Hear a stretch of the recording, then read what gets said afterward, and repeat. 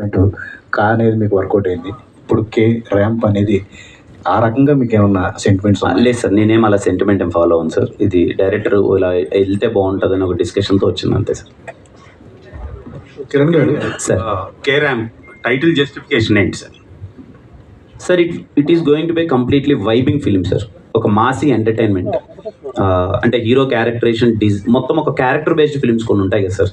వాడి క్యారెక్టర్ను పట్టుకొని మనం వాడి బిహేవియర్, వాడు మాట్లాడే మాటలు ఏమన్నా మనం ఎంజాయ్ చేస్తుంటాం కదా, ఆ వైబింగ్లో ఉంటుంది సార్. అందుకే Kumar ramp, it is going to B Kumar ramp. Sir మీరు ఇది ఫ్యామిలీ ఎంటర్టైనర్ అంటున్నారు, ఇది క్లీన్ ఎంటర్టైనరా అడల్ట్ ఎంటర్టైనరా?